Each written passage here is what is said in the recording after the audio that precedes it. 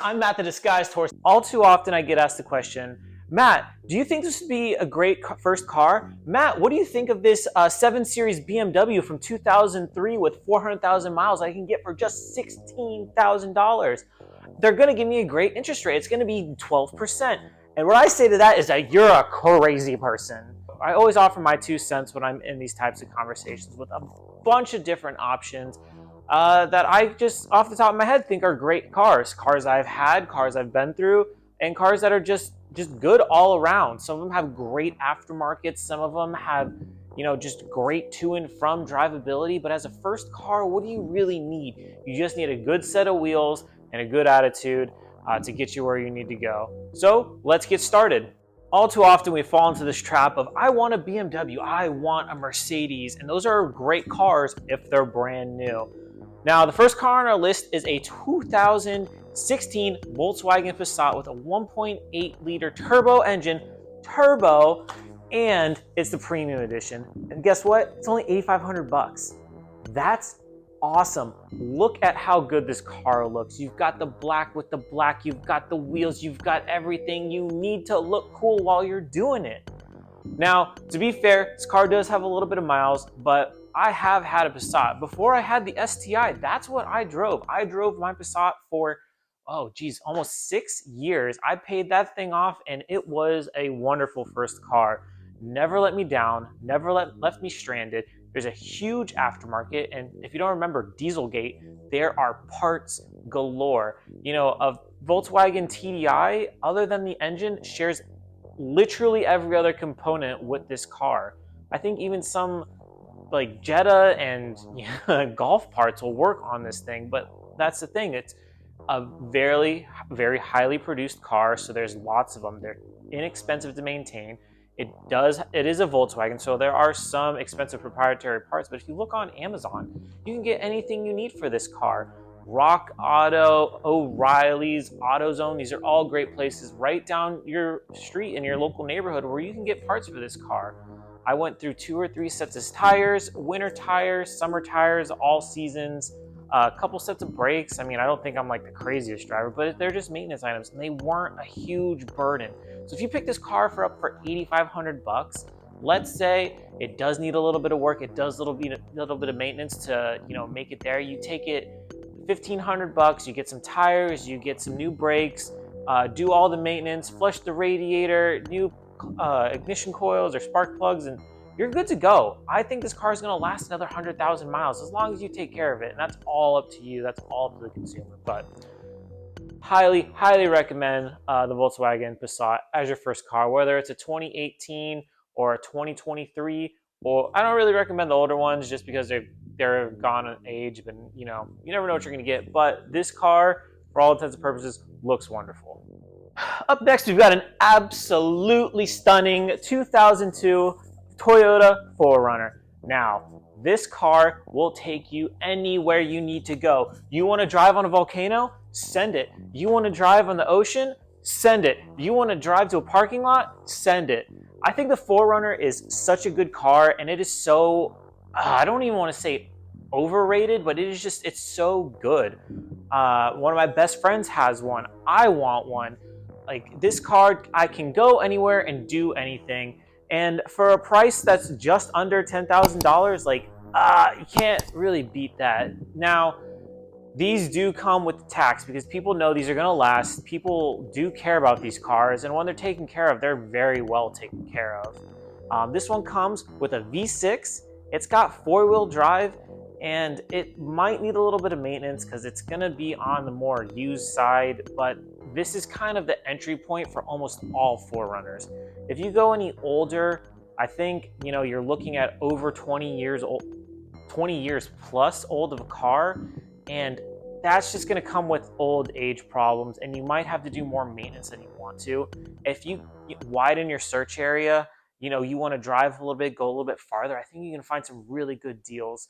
I think the newer in model year you get, the more expensive this is going to get, and the more loved these cars are going to get because the people are going to start throwing the 6-inch lifts and the lights and the bars. But if you find a good one with a leather interior, with the maintenance records, that some family just drove around because they just wanted a 4-wheel drive car and it's not all rusted out. Dude, this is the absolute most banger one on this list, I think. And for, like I said, for under 10 grand to be in a new ride, doesn't get much better than that. Let's say you're not an SUV type of guy or girl and you need a truck, because you got to do truck things. I got to carry plywood. I got to carry inflatables. I got to throw a fish in the back. Well, this is for you. This is going to be a 2003 Toyota Tundra, the first generation Toyota Tundras. Now, these are also super sick, and I think they are also super slept on because everybody wants that newer body style, which I actually had a 2012 Toyota Tundra and it was awesome. I loved it. It was great. I drove it on 2 lanes almost every time I drove it, but it does kind of stink on gas. Now, this one is the not the crew cab. This one has the shorter cab, but hey, who needs room in the back seat when you've got the bed? You know what I'm saying? This truck being only $6,000, this is an absolute steal. Now, new Tundras can run you up to $80,000, but doing a little bit of research, I just found out that they also offer a 10-year, 200,000-mile warranty on new Tundras. So I don't know if the STI is going to last much longer because that's a good deal. Can you imagine? You don't have to worry about maintenance on a vehicle for another 10 years. That's how confident Toyota is in their Tundra line. And that's why this is so super slept on. It's a little bit older, just like the 4Runner, but with dependability like that and the company that's going to stand behind these vehicles, it's really, really hard to pass up. I really enjoyed my time with the Tundra, and I think if you're just starting out and you're just learning how to drive and learn the roads and you're scared you might get into an accident, like, I really wouldn't sleep on this one. You could hit somebody else, you're gonna be fine. You could get hit, you're gonna be fine. This is a big car. Once you see it in person, you're gonna be like, wow, this is way bigger than I thought it was. And I'm also now in a truck. You know, maintenance might be a little bit more expensive. Tires are more expensive. Gas is gonna be more expensive. I think doing some maintenance items on the vehicle, I mean, you have 8 spark plugs instead of 6 and instead of 4, and it takes more oil. So maintenance is gonna be a little bit more intensive, but with an entry point like $6,000, it's hard to pass up this deal. Next on our list is probably the most spiciest meatball on this list. It is a 2005 Honda Civic SI, and it is just a silver egg of goodness. Now, this one is a little bit more expensive. It's almost at the top of that $10,000 budget I was thinking about when trying to make this video.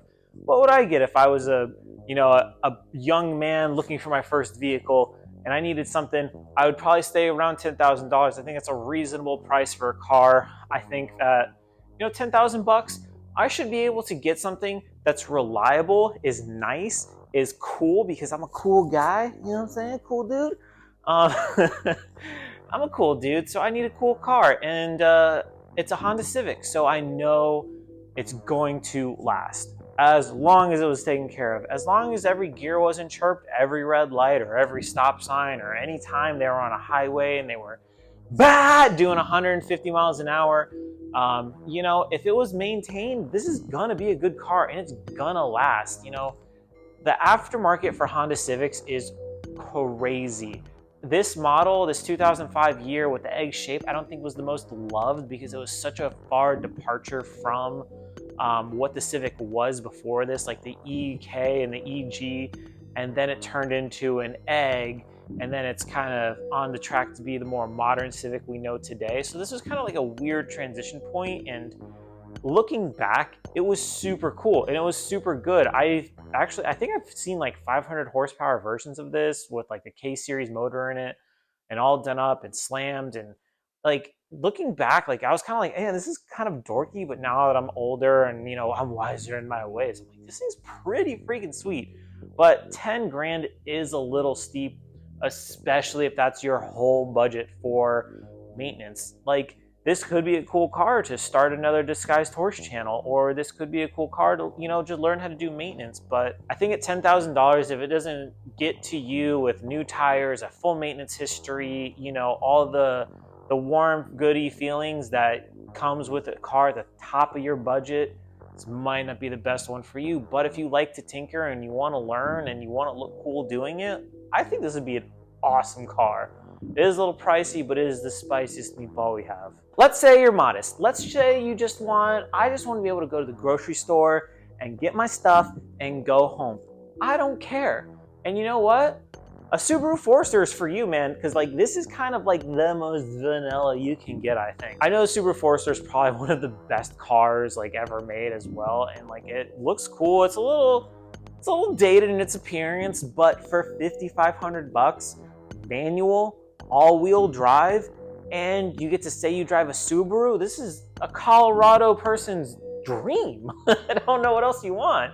You get to go up the mountains and shift gears and tell all your friends you also drive a Subaru, but you drive a wagon version of a Subaru. I mean, it's pretty cool if you ask me. I don't think it gets too much better than this. Honestly, this might not be the most ideal version for me, the disguised horse, Matt, your best friend and internet celebrity. I would probably go a couple years older because I think it's the model year right before this looks really, really good. There's a JDM STI version that we didn't get here in America because I'm assuming because we have the WRX STI. But man, do they look so cool. Like one of the videos, like if this channel actually takes off and I'm not just a guy in front of these flags, I would love to get a Forester and get a JDM front cut from Japan, because on eBay they're like, I swear it was like $2,000 for a whole front cut, lights, radiator, front support beam, fenders. It was a little chewed up. I mean, dog looked like he got to it, but throwing that on, getting it all sanded, painted, and slamming it on some wheels, and God, what if you imagine you took a trashed STI and you took the whole subframe and you threw it into one of these Foresters? That would be so unique, and I think it would actually be super cost effective to do, because man, if you look at some of these Copart auctions, STIs that have been totaled are just dirt cheap because everyone's scared. They're like, I'm gonna buy this car, I'm gonna put money into it, and then the engine's gonna blow up, or the engine's already blown up. You just don't know what you're gonna get. And it's like, if you take a chance and you just want a cool project, I think that would be amazing. Especially if you rolled up to a Cars and Coffee and they're like, wow, is that the coolest Forester I've ever seen? And then it starts making noises. It's gonna go off. It's gonna go off hard. And like I said, for 5,500 bucks, it is the cheapest car on our list, and I think it might be one of the best decisions you could ever make. And with that, guys, that concludes the top 5 cars I would get as a first-time driver and first-time car buyer. They do come with some caveats. If you're gonna pay cash, you can probably get these cars for a little bit cheaper than they actually are, because money talks. You roll up with $10,000 in your pocket and you say, hey man, I've only got $8,000 with me, and you put that cash in their face, they'll probably say yes, because they're just like, well, I could do 8 cash. It just depends. It really does. But when you're at dealerships, be careful of sneaky tactics where they're like 20%, 84 months. Like you can really get into a pit. And if you ever need someone to come with you because you think you're going to get strong-armed, or you're nervous, or you're just not like I want to put myself on the internet and talk about how crappy car dealerships can be type of person, bring them with you. Ask them, get them a pizza, get them a brewski, get them a bottle of water if that's what they're into. But just make sure you've got a support system while you're there, and don't just pull the trigger on the first thing you see just because it's got pretty paint. You could get under it and it's just a rust bucket. So be careful out there. Like, comment, subscribe, and roll the new outro.